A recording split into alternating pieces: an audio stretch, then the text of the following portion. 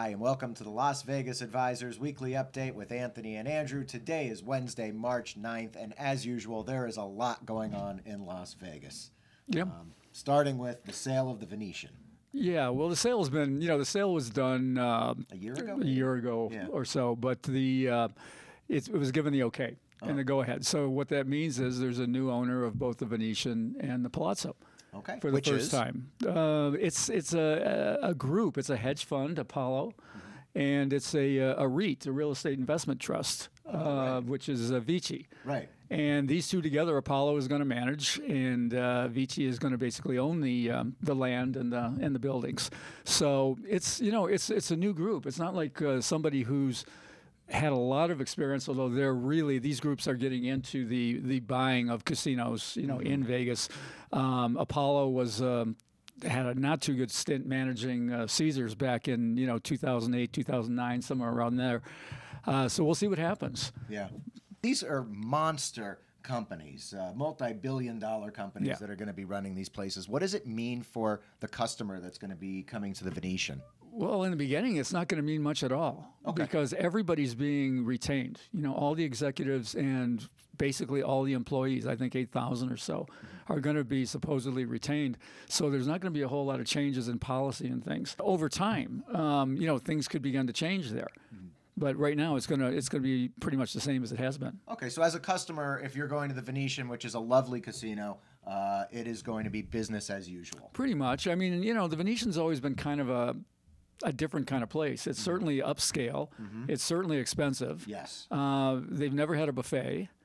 They've always had somebody commented in our comment section about the Venetian, about Sands, saying they could never get a show that could last more than a few months. Right. And they actually did when they had back Phantom of the Opera ran for a while. But they have interesting ideas and concepts there. Well, they also have Tao, which is one of the coolest places to go in Vegas if you're going to hang out and party. It's upscale. Yeah. I mean, we talk a lot about value places and bargains. This is not a value or bargain place. It is on the high end, but not for the average person. Now, then again, they never instituted paid parking.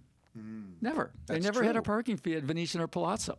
But also interesting about this is it's the end of Sands Corporation in Las Vegas, at least for now. There is no more Sands in Vegas anymore. Wow. Okay, so Sands can be found, and there's still a Venetian in Macau that's run by the Sands. Yeah, well, they're global. I mean, what they're doing is they're taking a global approach. I mean, they're big in Macau. They've got a couple of places in Macau. They've got a big place in Singapore.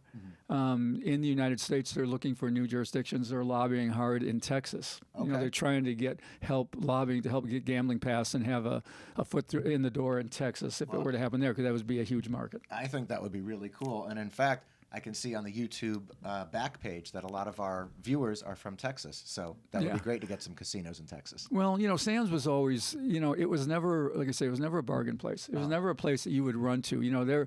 They started the whole 000 roulette thing and, all of that, where there's usually 10 or 2 zeros most of the time, and they started 000 roulette, right? Raising the edge even higher.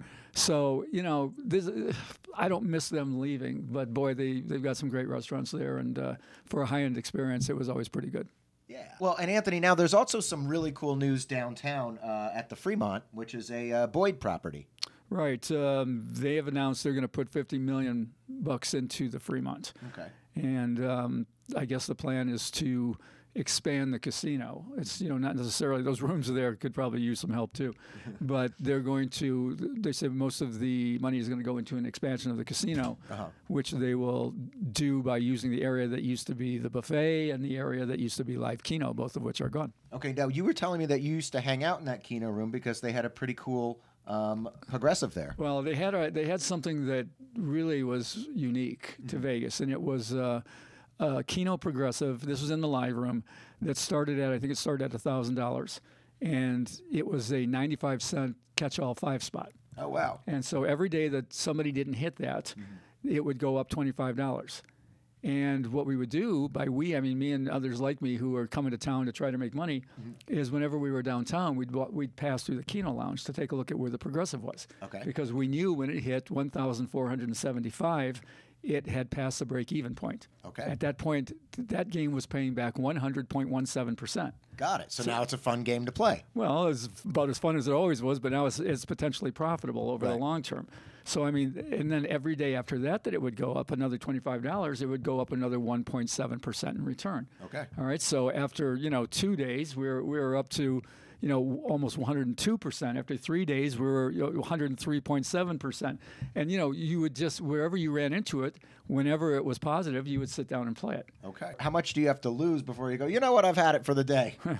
Well, I didn't hit my 5 spot, because it's pretty tough to hit a 5 spot. For people who don't know, a 5 spot is hitting 5 out of 5. The machine pulls 20 numbers, and you get to pick up to 10. So if you pick 5 and it hits all 5 out of 20, you can win a pretty significant amount of money towards your bet. Well, it depends on what numbers you're playing. You can pick only one. You can pick, some of them have up to 20 that you can pick. This would be a 5 spot. You would pick 5 numbers, and all 5 would have to come in the 20 chosen.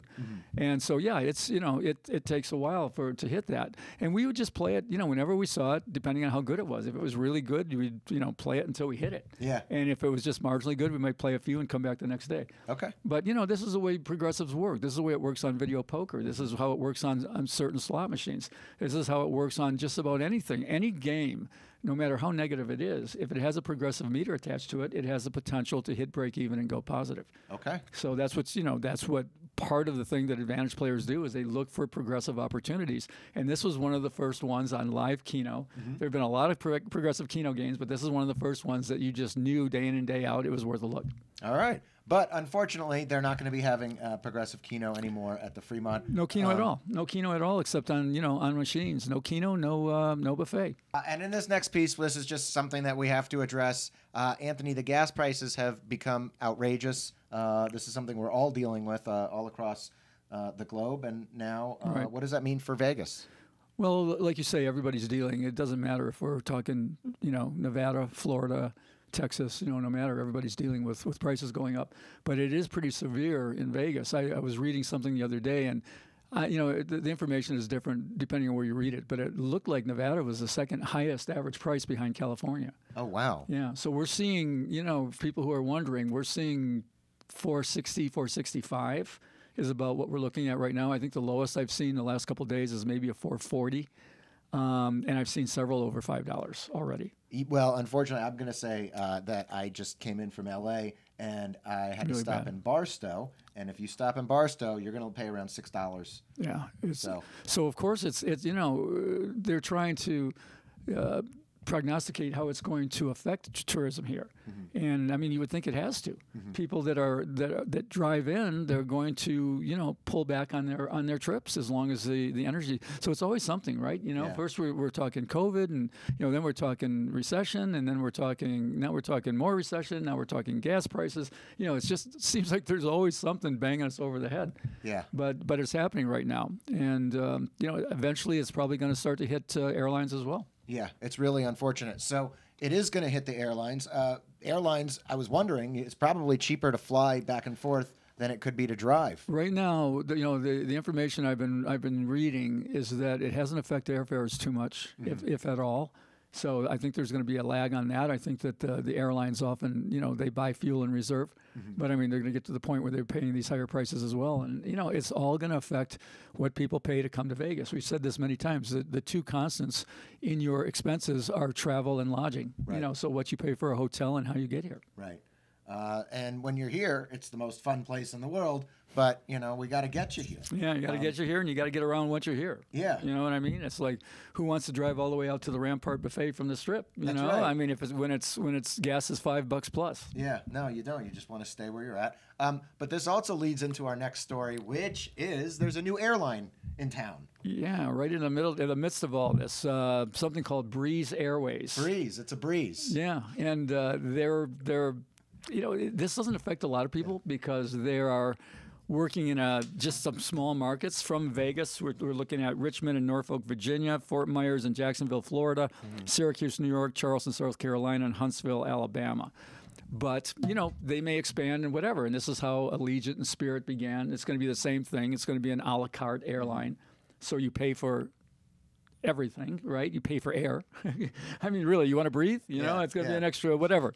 But, but it's another opportunity for people in these destinations to price compare, and maybe get to Vegas on the cheap, at least in the beginning when they're doing their promotional fares. Yeah. Okay. So take a look for Breeze Airways. Check their prices. And I always say, Allegiant now is the stadium. This will be a great opportunity for an airline like Allegiant to come out and just undercut everybody and get people out here. Well, they're actually talking about, when they're talking back to the previous subject, they're talking about the need to reduce hotel prices again. Mm-hmm. So we'll see. We'll see if the casinos are willing to do that. We'll see what happens. If people have to start, stop coming because of cost of travel, then that's the way they're going to have to make a move. Yeah. So we'll keep an eye out and we'll keep you posted on that. And this jackpot of the week comes to us from Frank in St. Louis. This is a super cool one. He says, I made my first trip back to Las Vegas since COVID for a 5-day stay. I immediately fell into the red after a bad craps session, which, of course, I know the feeling very well. Okay. Went back to play some jacks or better at the Four Queens, playing 50 cents. I ordered a bottle of water and got a little ahead. I wanted to cash out my small gain, but I didn't want to be rude to the drink server, so I kept playing. And a couple minutes later, I hit my first Royal after 40-plus years for $2,000. I gladly rewarded the bartender for the best bottle of water I ever drank. All right, first one. Virgin, yeah. Another Virgin.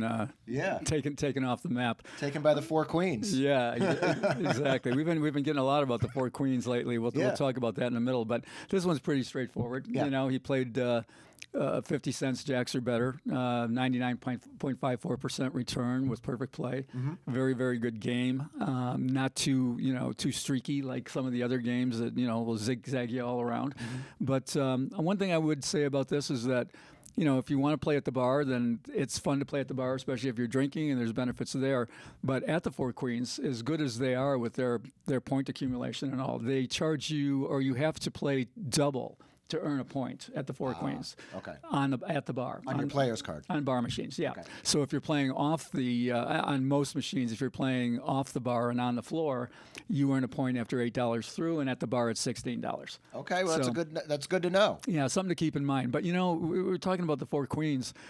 They really are a good place downtown. Yeah. And they, like I say, their point accumulation, it used to be even better. They've tightened that up a little bit, but it's always been you earn points for both free play and comps. Mm-hmm. It's really easy parking there. Mm-hmm. Once you park in their garage, once you sit down, all you do is hand your ticket to the bartender and he'll validate it. Right. And you're good for the whole day. And it's exciting. You're right there on Fremont. You can zigzag around to go look at other things. But, if you're going to play and you're going to accumulate your points and get some free comps and some free food. And it's a great place to get a comp. I mean, they've got Hugo Cellar there, which is one of the old-time, gourmet restaurants in Vegas. Uh-huh. And, I mean, you want to take your significant other to some place that's really cool. They give the ladies a rose. Oh, cool. They're known for their lamb chops. They got one of the first Vegas sommeliers, master sommeliers. It's just a really good casino. We're very friendly with them, and for good reason. They give the player a pretty good deal. All right. Well, you know what? I'll say I have never been there. I've seen the restaurant, but I've never actually eaten. Hugo's. Oh man, you gotta take your girl there. That's the place to go, man. And one more thing that everyone will love about the Four Queens is there's no resort fee. Yeah. So one of the few places in Vegas. Please like, share, and subscribe if you want to be notified when the episodes are live. When they go live, just click that bell button and you will be. That's it for this week, and we'll see you next week.